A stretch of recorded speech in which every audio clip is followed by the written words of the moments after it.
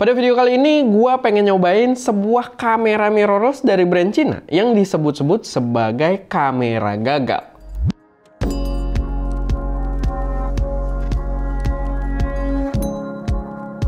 Halo semuanya, selamat datang di channel SM Media dengan gue Erwin. Dan pada video kali ini gue pengen bahas sebuah kamera mirrorless buatan pabrikan China yang udah pernah masuk ke pasar Indonesia tapi sayangnya gagal dalam bersaing. Tapi sebelum kita masuk ke kameranya, gue pengen ngingetin dulu kalau kita bakal ada lomba foto bulanan dan kita bakal mulai lagi di bulan Februari. Yang ini udah bulan Februari harusnya pas video ini tayang ya. Jadi ya secepatnya kita bakal bikin video announcement-nya, dan buat kalian yang gak mau ketinggalan, pantau terus channel ini. Lombanya sendiri itu powered by preset creature kita yang merupakan preset Lightroom paling canggih di Indonesia saat ini karena udah powered by AI yang bisa auto select subject dan mengatur warna berdasarkan selection tersebut. Buat kalian yang udah punya presetnya, udah beli dari lama, kalian bebas buat ikutan lombanya lagi dan lagi tanpa dipungut biaya apapun. Tapi buat kalian yang belum punya, kalian bisa beli pakai kode voucher lomba foto buat dapat diskon Rp300.000. Kalau udah tertarik, langsung aja cek link yang ada di deskripsi. Oke, masuk lagi ke pembahasan kameranya. Jadi ini adalah kamera Xiaoyi. Jadi dia itu bukan Xiaomi, ternyata ya dia Xiaoyi gitu ya. Emang mirip banget, tapi katanya sih ya ada bel. Tapi katanya sih emang saudaraan juga perusahaannya di sana. Tapi ini adalah Xiaoyi YM1, sebuah kamera mirrorless dari brand pabrikan China yang pernah masuk ke Indonesia dan sebenarnya sempat meracuni gua juga. Ini bukan kamera baru, ini kamera yang udah lama banget sebenarnya. Dia itu diluncurkan seingat gua sekitar tahun 2016-2017, dan ketika dia diluncurkan, gua udah lumayan tertarik. Tapi waktu itu gua bener-bener nggak punya duit juga buat nyobain kameranya. Tapi ya seiring berjalannya waktu, tiba-tiba dia hilang dan udah tidak dijual sama sekali di Indonesia gitu ya. Dan setelah gua cobain, gua tahu alasannya kenapa. Kamera ini gua beli dengan harga 2 juta rupiah, second. Gua beli bekas karena nggak mungkin ada barunya juga di Indonesia sekarang. Tapi nggak tahu juga sih, gua nggak beli ngomong nggak mungkin. Tapi ya, gua beli 2 juta rupiah via Tokopedia dan gua tetap tidak merekomendasikannya ke kalian walaupun dengan harga cuma 2 juta rupiah gitu ya. Tapi ya kita bakal bahas apa aja yang gua rasain experience-nya dengan kamera ini. Pertama, sebenarnya dari segi fisik, kameranya oke-oke aja. Kameranya cukup bagus. Kayak yang kalian bisa lihat ya, kameranya build quality-nya lumayan oke juga, dan dia interchangeable lens juga. Tapi ini harus kalian pisah ya, karena gue beli itu dapat kayak lensa manual gitu, dan hasil gambarnya jelek banget. Ini gue pakai lensa Lumix, jadi jangan disamain. 2 juta paketnya bukan ini gitu ya. Anggaplah 2 juta gue untuk body only-nya doang. Tapi build quality lumayan oke, dan kalian bisa lihat sensornya micro four third, proper. Dia juga pakai mountingnya otomatis pakai micro four third, jadi makanya bisa dipakai lensa Lumix. Sama grip depannya yang ini, kalian bisa lihat. Gripnya itu karet juga gitu, udah berlapis karet di sisi depannya. Jadi build quality sendiri sebenarnya lumayan bagus sebagai sebuah kamera brand China. Buat sensornya sendiri, dia resolusinya berada di 20 megapiksel. Lumayan oke lah, mirip-mirip sama beberapa jajaran Lumix pada saat itu. Dan di zamannya, ini juga terbilang jarang, dan ini terbilang yang termasuk cukup murah saat itu. Dia udah menawarkan video 4K 30p. Jadi ya brand China banget gitu ya, menawarkan spek yang tinggi dengan harga yang murah gitu.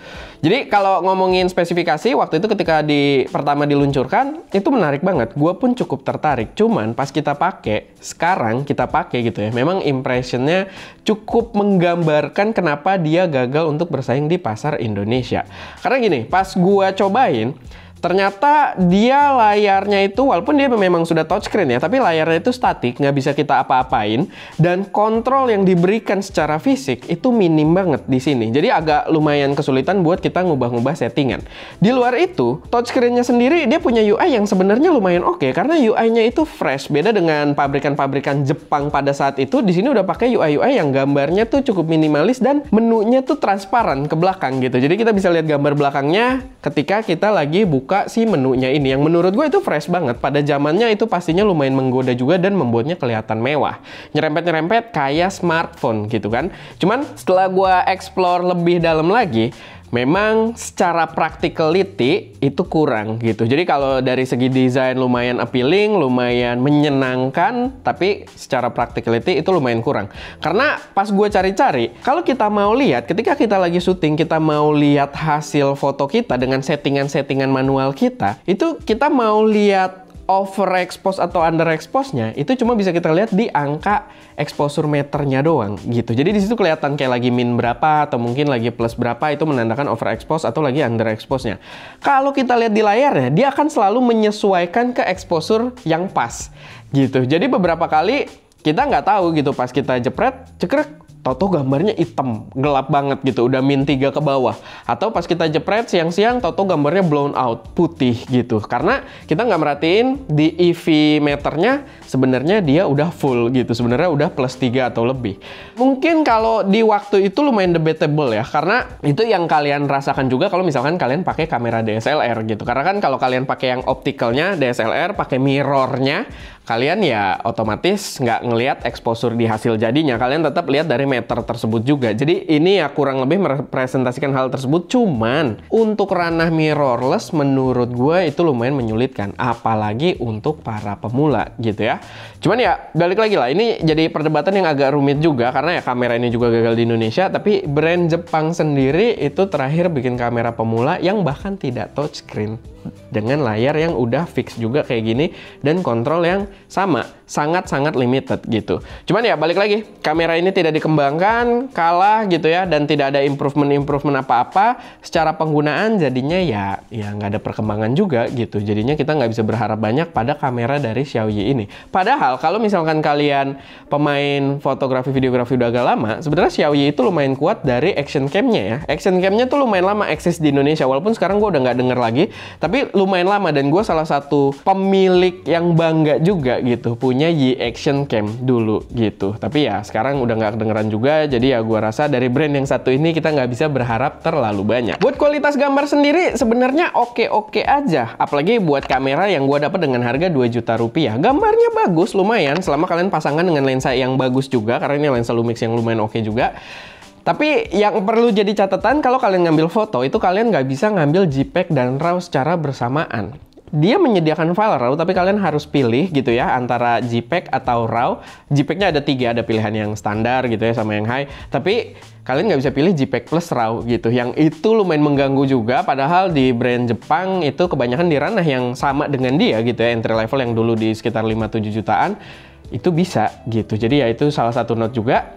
Sama videonya juga oke, dia 4K, 4K-nya juga proper, 30 frame per second, selama kalian mungkin syutingnya pakai tripod aja gitu ya. Kalau misalkan kalian udah mulai gerak-gerak dan ya banyak mau gitu ya, udah mampus lah gitu hasil videonya. Tapi ya paling nggak dia membawa video 4K juga untuk speknya yang ya balik lagi kamera entry level saat itu. Overall sih gua nggak rekomendasiin kamera ini buat kalian, kalaupun kalian bisa dapat bekas dengan harga kayak gua gitu ya di 2 juta rupiah. Tapi kan lensanya juga kalian harus ya spend lagi ke lensa-lensa micro four third, walaupun lumayan terjangkau juga.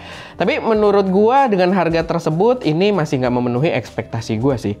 Tetap gua rasa kalau kalian nyari bekas di harga tersebut pun brand-brand Jepang masih jauh lebih meyakinkan dan masih lebih banyak gitu ya, kayak kalian mau pinjem-pinjem lensa ke teman-teman kalian, atau kalian nanya-nanya perihal fotografi, videografi ke teman-teman kalian, masih lebih banyak yang ngerti gitu dibandingkan kalau kalian pakai kamera ini. Tapi gini, yang gua rasain sih brand China ini, si Xiaoyi ini bikin kamera, dia memang dari perspektif perusahaan sebagai penyedia produk aja gitu. Mereka berpikir belum ada nih yang bikin kamera Cina gitu kan, terus mereka bikin sebuah kamera tapi dari perspektif sebagai ya produsen aja, bukan sebagai perspektif pengguna, sehingga kamera ini rasanya itu tidak memenuhi kebutuhan kita sebagai pengguna gitu. Nah, ekspektasi gua yang gue sempat bikin videonya yang lumayan rame juga ya, kalau kalian belum nonton, yang gue mengklaim kalau brand Cina bakal mulai disrupt industri brand kamera dari Jepang. Dan menurut gue sangat meyakini itu akan terjadi, karena sekarang brand China udah banyak yang bermain di ranah kamera gitu ya. Tapi mungkin mereka untuk bangkit ke industri ini, untuk disrupt industri foto video ini, mungkin mereka tidak akan bermain dengan cara yang tradisional seperti mirrorless kayak gini gitu ya. Mungkin karena yang gue lihat memang kekuatan mereka adalah dari segi kreativitasnya dan dari segi menyediakan produk-produk yang udah mulai melihat kebutuhan perspektif dari usernya sendiri gitu. Karena kalau kita lihat kayak yang lumayan spesifik ya, kayak action cam. Pemainnya yang gede sekarang, dulu ada GoPro, brand Amrik, sekarang pemainnya yang gede adalah DJI dan juga Insta360. Ini yang gue bahas juga di video tersebut gitu. Jadi kalau kalian pengen yang lebih lengkapnya ada di video tersebut. Sama untuk kamera vlog, kemarin DJI juga ngeluarin DJI Pocket 3 yang dengan harga 8 jutaan di kelas tersebut. Tidak ada kamera vlog lain dari brand Jepang yang ngalahin feature vlogging dari kamera tersebut gitu. Jadi kelihatan gitu secara lebih spesifik kebutuhan, dan bentuknya sendiri tidak tradisional seperti kamera-kamera foto, seperti kamera-kamera mirrorless, tapi apa yang di-deliver dari kamera tersebut itu sesuai dengan kebutuhan kita gitu. Dan itulah yang menurut gua jadi kunci kebangkitan dari brand-brand kamera China mungkin start di tahun 2024 ini sampai di masa depan. Karena gue yakin sih itu bakal terjadi, dan ya kita berdoa aja biar gua juga merasakan industri kamera mulai agak loyo, dan semoga dengan diserapnya oleh ya inovasi-inovasi dari brand China bisa bikin kita lebih semangat lagi gitu dalam memproduksi video, dalam memproduksi foto gitu ya. Jadi ya itu salah satu yang gue harapkan juga. Tapi ya itu sedikit pembahasan gue seputar kamera ini. Sama gue pengen ngingetin juga ya, buat kalian yang belum tahu, kita udah sempet waktu itu ngetes full syuting A-roll itu pakai kamera iPhone 15 Pro. Kalau kalian belum nonton, waktu itu kita bahas si Nikon Z30. Kita bahas lagi di tahun 2024. Ternyata kamera tersebut lumayan worth it juga buat kalian yang pengen mulai, buat kalian pertimbangkan, dan bahkan bisa sampai makro gitu ya. Si lensanya cakep banget, dan video ini juga di-shoot menggunakan iPhone 15 Pro. Emang nggak kayak yang waktu itu ya, ini gue nggak bisa makro banget tuh, dia nggak fokus, tapi di titik ini gambarnya gue rasa lumayan cakep gitu ya. Dan ini literally pakai iPhone 15 Pro untuk video ini. Full sampai B-roll-nya itu semua kita shoot pakai iPhone 15 Pro. Dan ini A-roll-nya buat bukti. Nah, itu ada SK juga di situ, dan kita syutingnya pakai iPhone 15 Pro. Ini juga jadi salah satu gambaran juga untuk industri video ke depannya gitu ya, karena smartphone juga sekarang udah makin gila gitu, dan ya kalian nilai sendiri sekarang kualitasnya kayak gimana. Oke, paling itu aja sedikit pembahasan dari gua. Kalau misalkan ada koreksi, saran, atau pertanyaan, silahkan taruh aja semuanya di kolom komentar. Dan ya, kasih juga pendapat kalian seputar brand kamera China ke depannya bakal seperti apa. Boleh banget, karena kalian, gue yakin punya perspektif yang unik-unik juga. Oke, itu aja. Semoga bermanfaat. Gue Erwin, di belakang kamera ada Ska, atau di belakang smartphone ada Ska. Dan jangan lupa untuk berkarya.